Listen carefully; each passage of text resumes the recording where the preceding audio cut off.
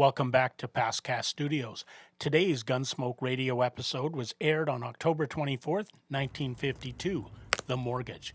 Marshal Matt Dillon arrives at his office in Dodge City to find banker Caleb Andrews waiting with a court order for the foreclosure and eviction of rancher Ed Blake, who's borrowed money and put up his ranch and household goods as the mortgage collateral for $420.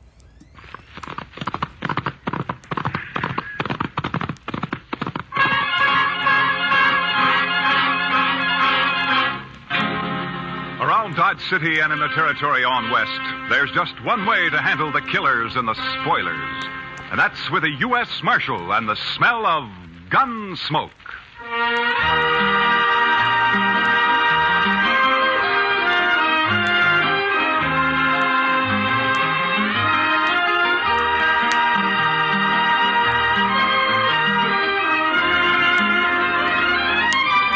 Gunsmoke, starring William Conrad. The story of the violence that moved west with young America. The story of a man who moved with it. Matt Dillon, United States Marshal.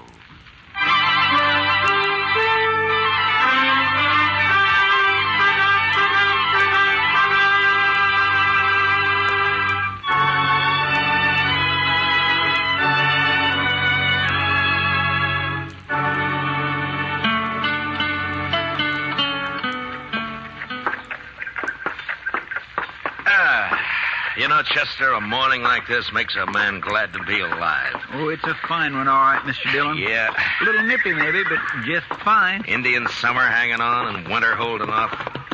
You know, Chester, this time of year, I wouldn't trade western Kansas for everything east of the Mississippi. Oh, good. Pedro's got a fire going. I built the fire, Marshal Dillon. Oh, good morning, Caleb. I'm waiting in his jail office for a full 2 hours. What time do you start work, Marshal? You know Caleb Andrews, don't you, Chester? Oh, yes, indeed. How are you, Mr. Andrews? Marshal, I have an order here from the U.S. District Court. I believe it's your job to serve such orders. Yeah, it is. I don't get them often, though. Order of foreclosure and eviction on Ed Blake. Why are you doing this to Ed, Caleb? The man borrowed money from me. Gave me a mortgage on his farm and household effects. He can't pay it. Why do you think I'm doing it? It only came due 3 days ago. You sure didn't waste any time. I'm not interested in your opinions, Marshal Dillon. Yeah, amount of the mortgage. $420. What do you need with $420? You own half of Ford County now. Marshal, it's not your place. You know as well as I do why Ed Blake can't pay this off. His horse rolled on him last spring and broke his leg.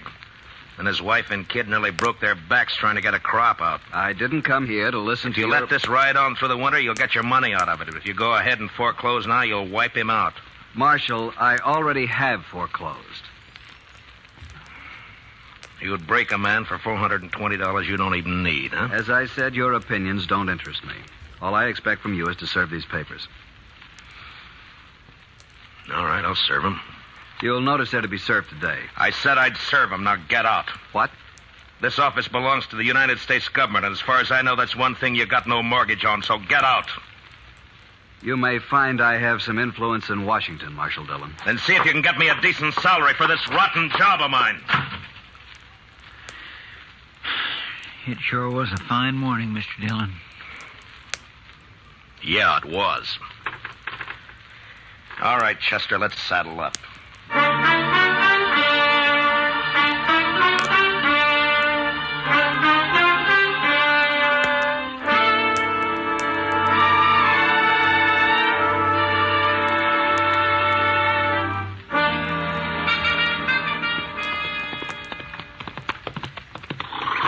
This is one job I purely wish we didn't have to do, Mr. Dillon. Yeah. My, this sure is a nice farm. Ed and Martha have put in a lot of work here the last 4 years. We don't have any choice, Chester. Yes, sir, I know. It's a downright shame, though. Hey, Marshal! Oh, boy. Wow. Hi, Jimmy. Look at here what I got, Marshal. Well, looks to me like a mighty dead coyote. Sure, that's what it is. He's been killing my chickens, so last night I hid out behind the barn. Yeah? I got him with one shot, Mr. Dillon, and there wasn't even a full moon. Well, that's fine, Jimmy. Matt Dillon, how are you? Oh, good morning, Martha. And Chester, too. Miss Blake? Well, I'm glad to see you. Get down, come on in. Oh, thank you. Jimmy, now that you showed that thing to Mr. Dillon, take it away somewhere. All right, Mom. He sure is a big one, ain't he, Mr. Dillon? Yeah, about the biggest I ever saw, Jimmy.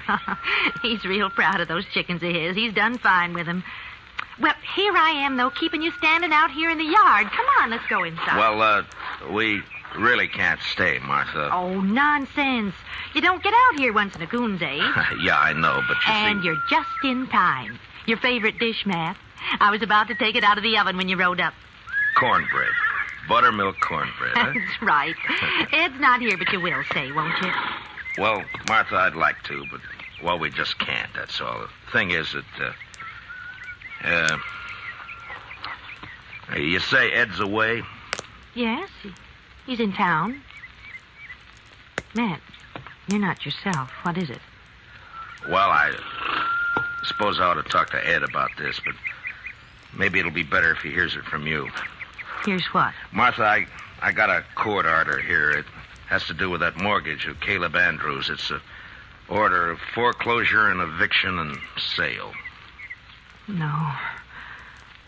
Oh, no. Here it is. We were so sure he'd extend it. He knows what happened, why we couldn't pay it. We were sure he'd extend it. Well, he won't. I talked to him. Matt, how long before we have to get out? 5 days. So soon. You were right, Matt. It is better that Ed hears it from me. Coming on top of everything else, it'll... Well, I can't let it break him. I just can't let it break him. Martha, if there's anything I can do, you let me know, huh? Matt, I don't blame you for this. I understand. Well, come on in now and have some cornbread with Well, us. I couldn't. I'm sorry. Thank you anyway, Martha, but I just couldn't.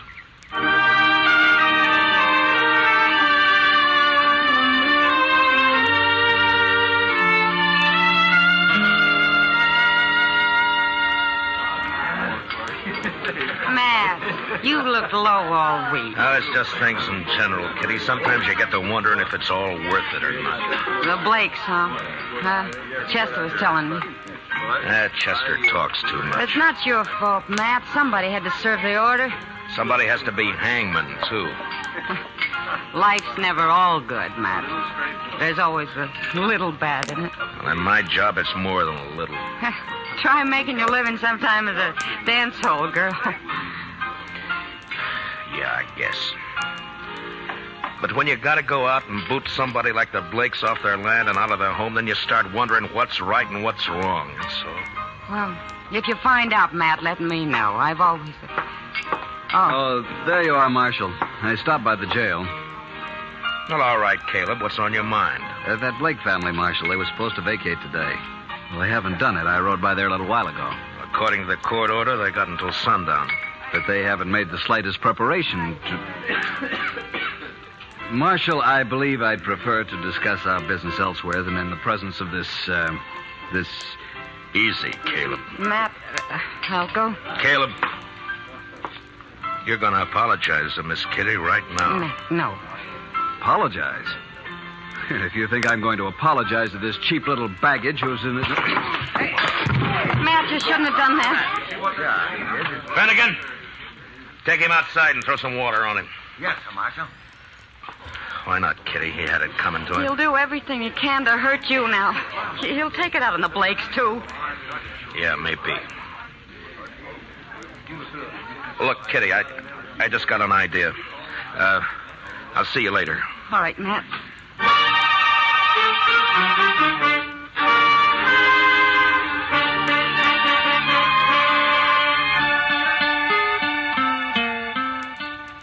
But, Matt, the mere fact a man runs a bank doesn't always mean he's got a free hand in everything he does. A bank has stockholders, a board of directors. I've got to listen to him. I think they'd approve the loan, Clem. Another thing, Caleb Andrews is the biggest account I've got. If I crossed him by taking this loan you suggest, Matt, he'd break me. I see. All right, Clem. Forget it. Matt, I realize I'm under obligation to you. You saved my life that time the James brothers held me up. Saved the bank, too, in fact. But that was part of my job, Clem. There's no obligation. I was just asking you as a friend to help out another friend. Matt, I'd like to do it, but I just can't. Don't you see? Yeah, sure, Clem. I see. Just forget it. Gotta think of my wife and the two girls. Yeah, of course you have. It's not that I don't want to. I understand, Clem. I really do. Forget it.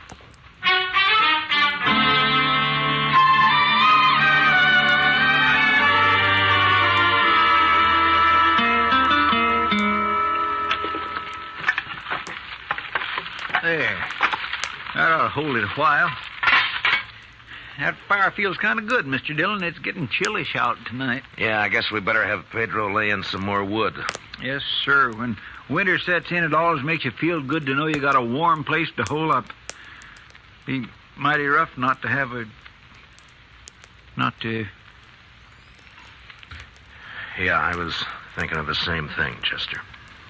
You suppose they vacated this afternoon? I don't know. We'll ride out there in the morning and find out. Sure is a shame. It's just too bad that... Come in. Can we bother you, Matt? Ed!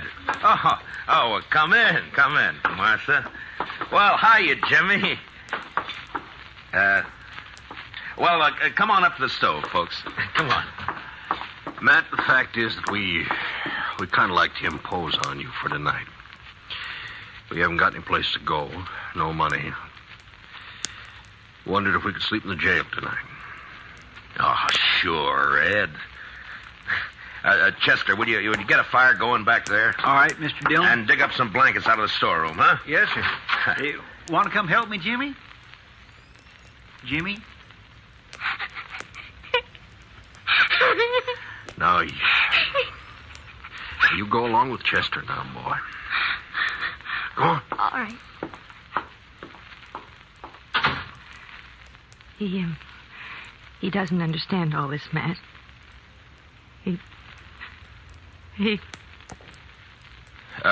Ed, we may as well get your stuff out of the wagon, I guess. Well, there ain't any wagon, Matt. We walked into town. 6 miles? With that leg? I know, but that wagon, the horses, all the household goods, they're all covered by that mortgage. We didn't take anything. Except the clothes on our backs. So help me, Ed. So help me if I could... It's all right, Matt. We know how you feel. But after all, we started with nothing before. We can do it again. But there's no reason you should have to. We do have to, though. And that's that. Ed and I can accept it. We're not bitter any longer. Jimmy can't understand. He's been carrying on pretty bad, but he's just a boy. And in time, he'll be able to... Dillon? Yeah, what is it, Chester? It's Jimmy. He grabbed a rifle from off the rack and took out the back way. I couldn't stop him. What? But where on earth's he going? I think I know where he's going. And heaven help Caleb Andrews if we don't catch him.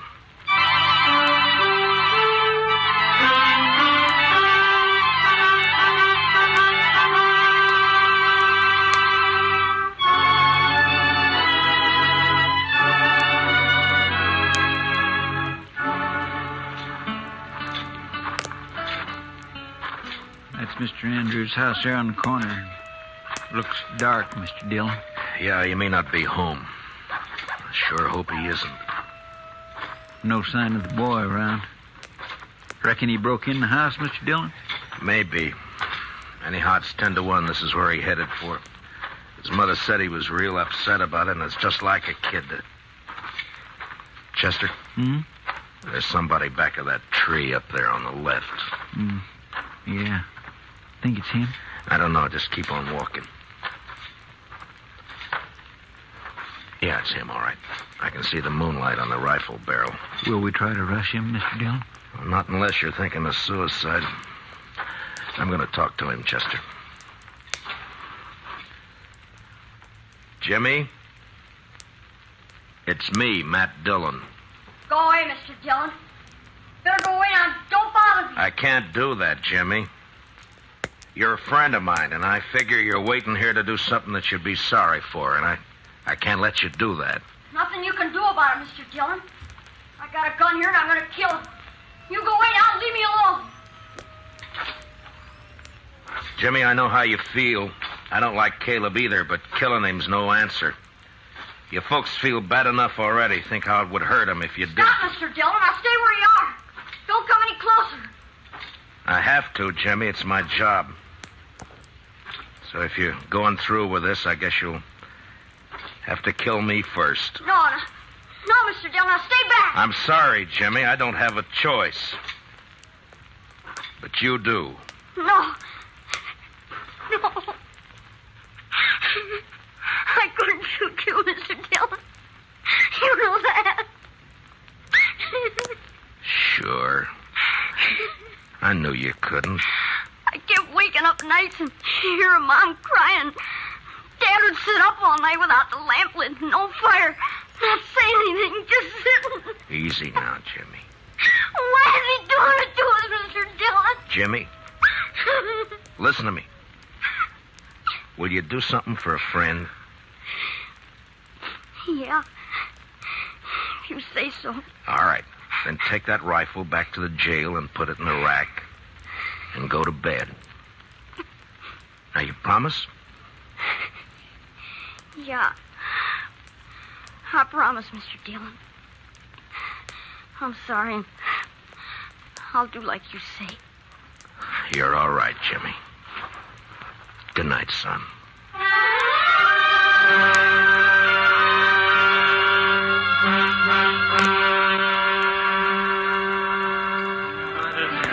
I could have told you Clem Bates wouldn't do anything, Matt. He wouldn't dare. He'd be scared Caleb would take his money out of the bank. Yeah, that's about what he said. I don't know, Kitty. I've done everything I could possibly think Oh, the of. worst of it is everybody in town's just as scared of Caleb as Clem is. I doubt if they'll even have the nerve to bid against him at the sale. Yeah, I know. He'll probably get the place at not much more than the amount of the mortgage. $420. Matt, I've seen more than that change hands across a poker table here in one deal. You think that's all it takes? I beg your pardon, Miss Kitty. Oh, of course, Jack. I'm not usually one to eavesdrop on people, but I have been listening to you, too. Jack, have you met Marshal Dillon? No, I haven't had the pleasure. The reason I butted in, Miss Kitty, I heard you talking about these people losing their home. I don't know this fellow Blake. He's never done any business over my table and probably never will. No, I don't think he's ever been in here. And I don't know if this will make sense. But the thing is, I left home when I was 10 years old, and I've been drifting ever since. When I see somebody like this Blake that sticks it out and works and fights and gets a raw deal. Well, what I'm getting at, here's $50 if that'll help him any. Oh, Jack. Well, this is awful decent of you, Jack. Matt, I said a while ago that nearly everyone in town was afraid of Caleb. Yeah? Well, there's some who aren't. Like Jack here and me and the rest of the dealers and the gamblers and the girls and the bartenders. That's right, Miss Kitty. Because we're drifters. We got nothing to lose. Matt, I'll raise $420 right here in the Texas Trail. By heaven, Kitty, I think you could. Well, I can't do as well as Jack, but... here's 20 from me. Boys! Everybody! Now listen to me for a minute. I got something to say.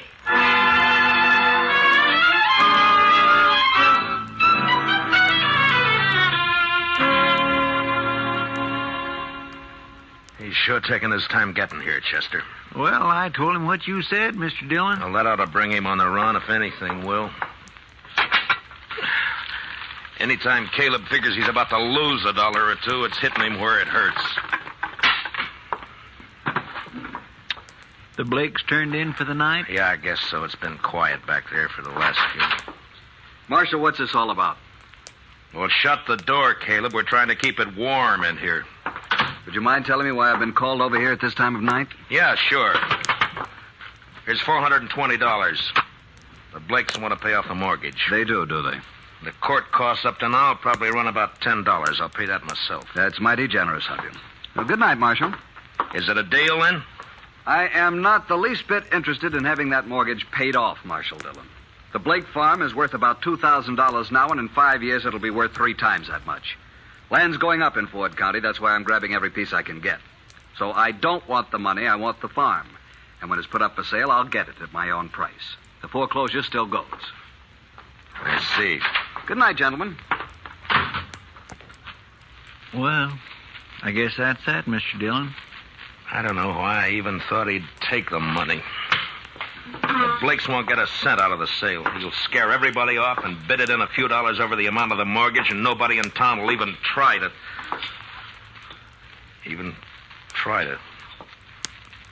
Try to what, Mr. Dillon? Chester, I'm going over and wake up Clem Bates. I got an idea, and if it works, we'll hold that sale at noon tomorrow. That's pretty short notice to find an auctioneer. I don't need an auctioneer, Chester. This one I'm going to run myself.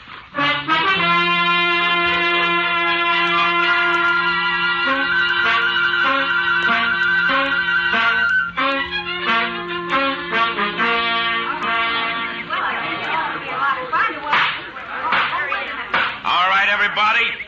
All right. Now, all of you know what we're here for. This is a foreclosure sale of the property and household effects of Edward and Martha Blake, ordered by the court at the request of that fine-spirited, good-hearted public benefactor and friend and neighbor of us all, Caleb Andrews. Marshal Dillon, I refuse to tolerate this. Caleb, I think we better get one thing straight right now. The law tells me I gotta conduct this sale, but the law doesn't tell me what I gotta say while I'm conducting it. Get on with it. Get on with the sale. All right. Now, the first item I'm offering is a breadboard. Ms. Blake tells me she's used this for nearly 10 years. That's a lot of loaves of bread, a lot of years. As you can see, it's pretty badly battered up. I doubt if it'd be worth much to anybody unless they were used to it. Suppose we started at 50 cents. Is there anybody here low enough to bid 50 cents for Mrs. Blake's breadboard? How about you, Caleb? I'm not interested in the item. Get on with the sale. Anybody else? No? All right, then. The second item. It's a crib. Now, you'll notice it's handmade. Rough construction. Never been painted. And it's been well used. Ed built it himself 12 years ago, just before Jimmy was born. There are teeth marks all over the slats here, but that doesn't really hurt anything. There are Marshal Dillon, may I suggest you lump the household effects together and offer them as one bulk item? I'm sorry, Caleb. I'd rather offer them one at a time. Yes. Unless, of course, you'd care to waive all claim to the household effects and withdraw them from the order of foreclosure. I waive the claim. The household goods are withdrawn. Now get on to the house and land. So ordered. Now, the item offered is 160 acres of tillable land, a 4-room house, and a barn. I won't read through the description. You all know the property. It's a good farm. The amount of the mortgage is $420, held by Caleb Andrews. All right, the bidding's open. What am I offered? $450. I have $450 from Caleb Andrews. Do I hear another bid? Oh, the farm's worth $2,000. You're going to let him have it for $450? How about another bidder? Mr. Dillon? Yeah, what is it, Chester? Well, I've been thinking some lately of getting me a little place like this and settling down. I'll bid $1,000. I have $1,000. Do I hear another bid? It's a trick. He doesn't want this place. $1,000. Going once? $1,200. Caleb Andrews bids $1,200. What do you say, Chester? Well, sir, I think I kind of like this farm. $1,500. This is ridiculous. The bid is $1,500. Going once. Going twice. $1,600. $1,600 from Mr. Andrews. Chester? $8,420. He never had that much money in his whole life. Do I hear another bid? Oh, what do you say, Caleb? Do you think I'm a fool? Going once, going twice. Sold. The Chester Proudfoot for $8,420. The buyer will come forward and complete the sale. Don't you worry none about me, Mr. Andrews. I got it right here. There's $8,000 in $500 bills, and here is the $420. Where did you ever get that much in cash? Well, I save my pay, Mr. Andrews. Then, of course, I drink just mostly beer. It adds up after a while. Caleb, I guess $420 of this is yours. And that takes care of the mortgage. Well, Ed, looks like you made a pretty fair profit on the place. A lot better than I expected. Here's your money. Thank you, Matt. But I tell you, I'd still rather have the farm than the money. Well, now, I've been sort of thinking it over, Mr. Blake. Maybe I kind of lost my head. But when you come right down to it, I don't know what I'd ever do with a farm, so if you'd like to buy it, I'll take a $420 loss and sell it back to you for $8,000 cash. Done. Here's your money. This is unheard of. They can't do it, Marshal. Well, as far as I know, there's no law against a man selling his own property. Now, the way I see it, Mr. Andrews, is right this minute you're a trespasser on my property. Come on, let's go. Let go. Hey, Gracie, who do you think you're landing? Chester, you better get that $8,000 back to the bank. Clem Bates is probably worrying himself into a breakdown for fear somebody will find out that he let us have it. All right, Mr. Dillon, I'll see you in town later. Yeah. Oh, Matt, I don't know how we can ever thank you for what you've done. Not me, Martha. Thank the bunch that work at the Texas Trail. You know, they're bums and drifters, most of them. But when Kitty told them the story, they really came through. We'll pay it back, Matt, every cent of it. And, well, that girl, Kitty, I guess I've said some hard things about her in the past, but... Matt, will you ask her to come out to dinner some afternoon? What? I'd like to thank her myself. Sure, Martha. I'll ask her. And I think she'll appreciate that more than you'll ever know.